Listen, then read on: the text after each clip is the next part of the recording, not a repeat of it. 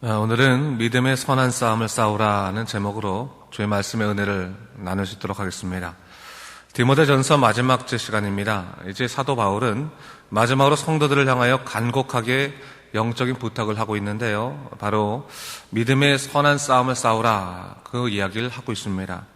사도 바울은 우리가 사는 이 세상이 눈에 보이는 육적 싸움보다 눈에 보이지 않는 영적 싸움이 더 치열한 것을 알았습니다. 그래서 에베소 6장 12절 말씀에서도 우리의 씨름은 혈과 육을 상대로 한 것이 아니요 통치자들과 권세들과 이 어둠의 세상 주관자들과 하늘에 있는 악한 영들을 상대함이라, 그렇게 말했었죠.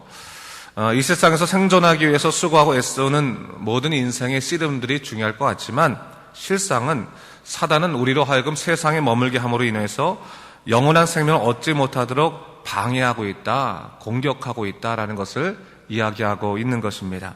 그래서 매 순간 영적으로 깨어 있어서 믿음의 선한 싸움을 싸워야 된다. 너희가 믿음으로 인해서 하나님 나라를 얻을 수 있는 자인데 이 세상을 사모하고 이 세상에 그냥 머물고 있다가 그 영원한 생명을 얻지 못하면 안 되니까 그 믿음의 선한 싸움을 싸워야 한다라는 것을 우리에게 권고하고 있는 거죠. 자, 오늘 본 말씀 볼까요? 11절 말씀 보니까 사도 바울이 말하기를 오직 너 하나님의 사람아 이것들을 피하고 의와 경건과 믿음과 사랑과 인내와 온유를 쫓으며 믿음의 선한 싸움을 싸우라. 영생을 취하라. 이를 위하여 내가 부르심을 받았고 많은 증인 앞에서 선한 증언을 하였도다 말하고 있어요. 영적인 싸움에 있어서 중요한 원칙들에 관해서 언급하고 있는데요. 우선적으로 뭘 얘기하고 있습니까? 이것들을 피하라 라고 얘기하고 있습니다. 여기서 이것들이란 여태까지 우리가 디모데전서에 다루었던 것들이죠. 세상적인 욕망으로부터 나오는 죄의 삶, 거짓 교사들로부터 나오는 잘못된 가르침, 진리를 잘못 이해함으로 발생된 비신앙적인 행동들, 이 모든 것들을 다 의미하는 것입니다. 다른 말로 한다면 하나님께 집중되지 못하게 하는 것, 하나님을 기쁘시게 하지 못하는 것, 하나님께 영광 돌릴 수 없는 그런 삶의 모습들에 대해서 벗어나야 된다, 피해야 된다라는 것을 얘기하고 있습니다. 자, 우리가 신앙생활 하면서요, 하나님께서 기뻐하시는 것들과 또 기뻐하지 아니하시는 것들을 잘 분별하는 것은 영적으로 참 중요한 일인 것 같아요. 이것이 영적인 민감성이거든요. 영적인 민감성에 들어서 심령이 둔감해지면 우리에게 드러나는 첫 번째 현상 중에 하나가 하나님이 기뻐하실 일과 기뻐하지 않으실 일들을 구별하지 못한다는 겁니다. 그냥 내 삶 자체가 하나님께서 다 기뻐하시겠지라고 생각하고 또 하나님의 이 엄하신 그런 그 눈을 피하려 하지 않는다고 하는 것, 그것을 별로 이렇게 중요히 생각하지 않는다는 것, 그런 것이 사실은 영적인 어떠한 어두움 속에서 벌어진 일이거든요. 영적인 민감성이 우리에게 있으면 잘못된 것들, 죄의 것들에 대해서 우리가 벗어나게 되죠. 여기서는 뭐라고 말하고 있습니까? 피하라는 거예요. 피하라. 그것들을 너가 가지려고 하지 말고 그것들과 상대하려고 하지 말고 벗어나라. 이걸 얘기하고 있는 거죠. 그리고 영적으로 성령 충만하고 말씀 충만해야 된다라는 것을 얘기하고 있어요.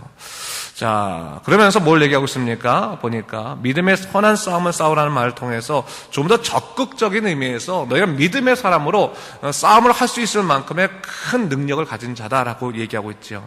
그러나 여러분 여기서 알 수 있는 것이 뭐냐면 싸움이라고 해서요, 화를 내고 분을 내는 것이 싸움이 아니라는 거죠.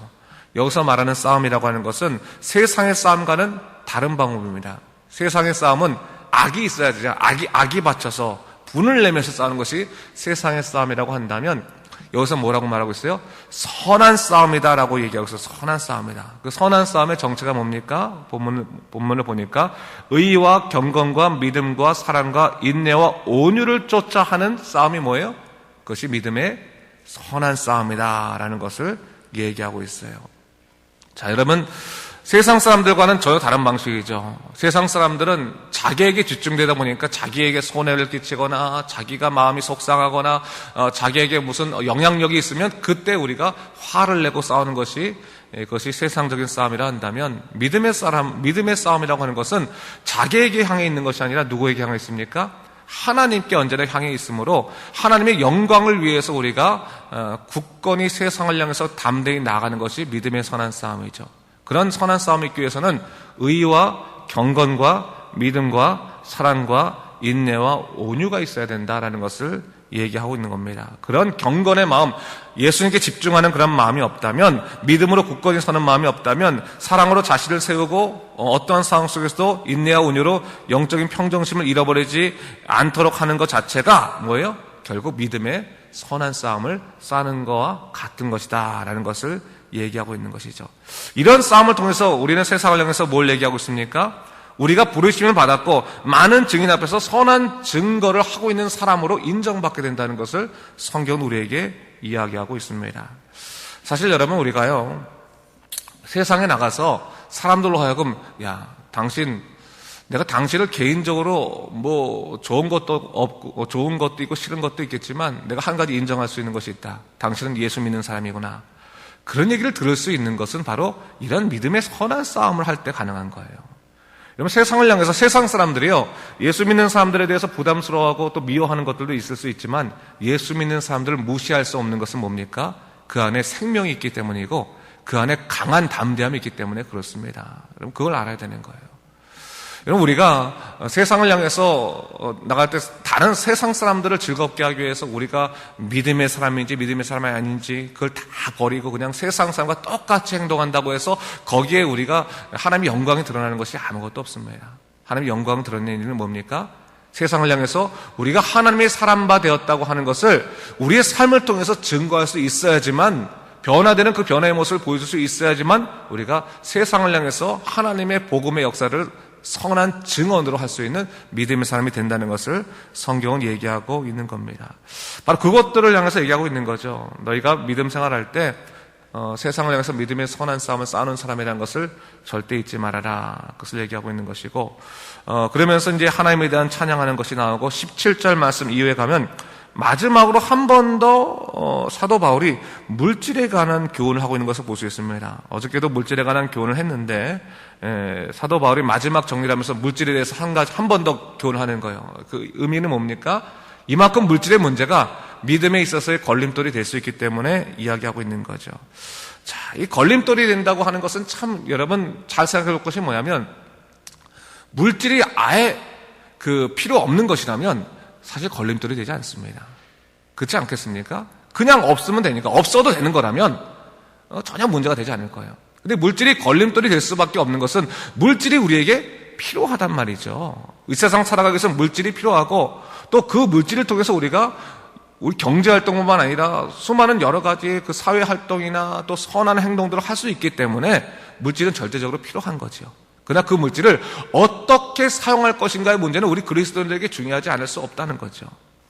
여러분, 우리가 분명히 알아야 할 것 중에 하나가, 예수 믿는 사람들은 이 물질에 관한 선한 하나님의 그러한 가르침들을 우리 마음속에서 교훈으로 품고 있어야 된다는 겁니다. 이 물질에 관해서 이거는 세상적인 것이고 이거는 아무렇게나 되고 그냥 헌금만 내면 되고 물질에 대한 사용은 뭐 내가 알아서 개인적으로 하면 된다라고 하는 식으로는 이 물질에 의해서 우리가 점령당할 수 있는 거예요. 어저께 우리가 말했지만 그 물질이 우리의 인생의 목적이냐 인생의 수단이냐는 결정하는 것은 분명히 중요한 일이에요. 예수 믿는 사람 첫 번째로 항상 생각할 것은 뭐냐면, 물질은 뭐예요? 인생의 수단이라는 것을 절대로 잊지 말아야 하는 거예요. 인생의 목적 자체가 아니라는 거예요. 수단이다. 하나님께서 이 수단을 통해서 우리로 하여금 더욱더 하나님께 영광 돌릴 수 있는 방법들을 만들어 주시고 이 세상을 하나님의 사랑 안에서 풍요롭게 만들어 주신 것을 우리를 통해 이루실 것이다. 그렇다면 이 물질을 어떻게 봐야 할 것인가의 문제를 우리가 잘 정립할 수 있는 것은 중요한 일이다라는 것을 얘기하고 있죠.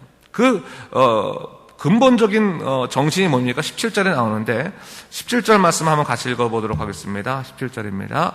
시작.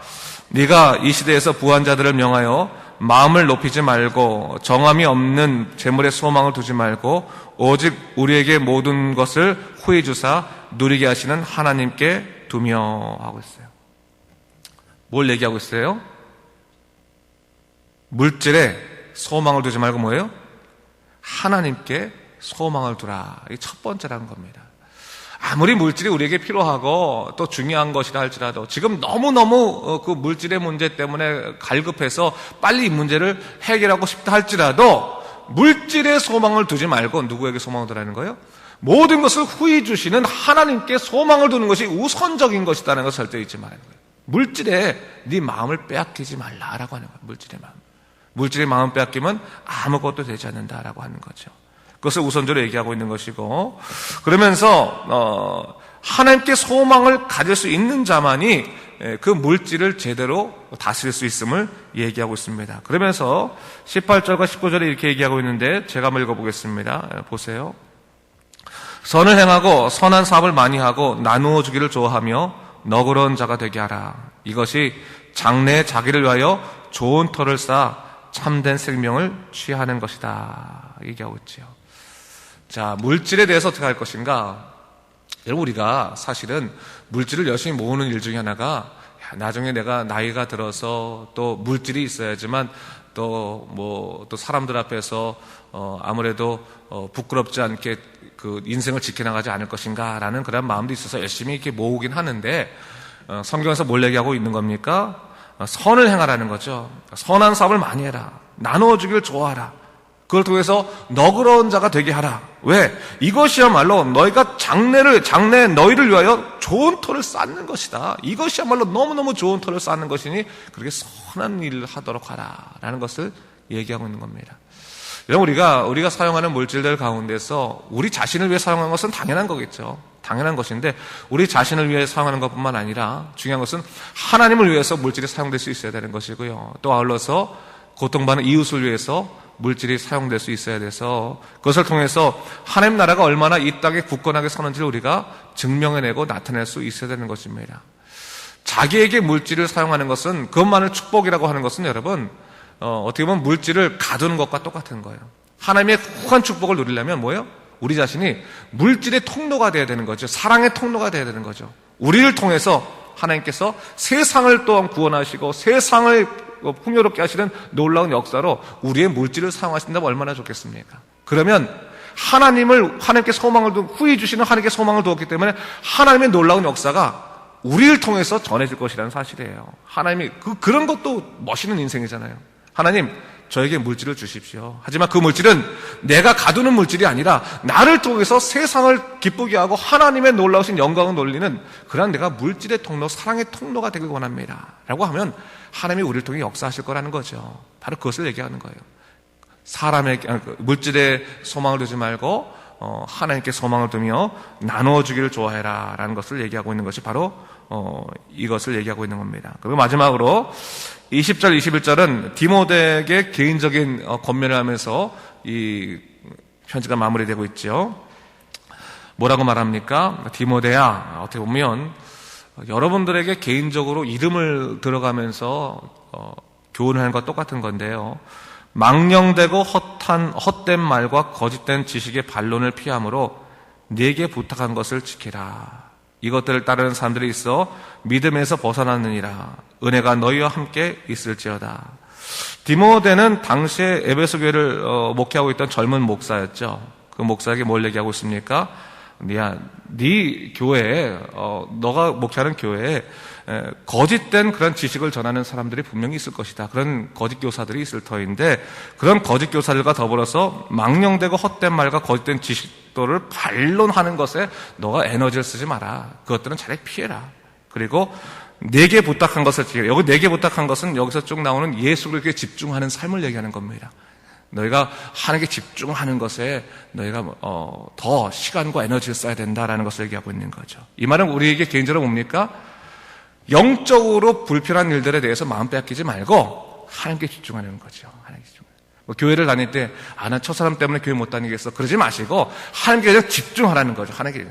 어차피 사람은 우리에게 걸림돌이 될 수 있는 경우도 많이 있으니까 그 사람도 하나님이 사랑하시고 나중에 다 놀라운 역사를 이루실 거니까 하나님께 집중하라. 괜히 반론하고 변론하고 그러면서 싸우지 말아라 라고 하는 것을 얘기하고 있는 것이고요. 21절에 뭐가 하고 있습니까? 그런데 어떤 사람들은 이것을 따르는 사람들이 있어서 뭐예요? 믿음에서 벗어난다. 마치 그것이 진짜 진리인 양 따라가다가 믿음에서부터 벗어나는 실수를 할 수 있으니까 그것들에 대해서 너가 참 명심하고 집중해야 된다는 것을 얘기하고 있는 것입니다.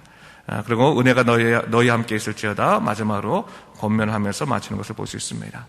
자, 사랑하는 여러분, 오늘도 이 세상과 살아갈 때 세상적인 싸움을 할 필요는 우리가 없는 거고요. 믿음의 선한 싸움을 하십시오. 예수께 집중함을 통해서 하나님의 능력을 구하며 하나님께 놀라우신 그 영적인 복을 누리는 여러분 되시기를 주님의 이름으로 축원합니다. 기도하겠습니다. 주 하나님 아버지 감사합니다. 이 아침에 우리가 다시 한번 말씀을 보면서 하나님께서 우리를 향하신 그 놀라우신 축복의 역사가 무엇인지를 깨닫게 됩니다. 주 하나님 아버지, 세상에 이끌려 살지 않게 도와시고 예수 그리스도의 십자가의 능력으로 말미암아 세상에 빛이 되는 믿음의 삶 되도록 인도하여 주시옵소서. 감사드리며 예수님 이름으로 기도드립니다. 아멘.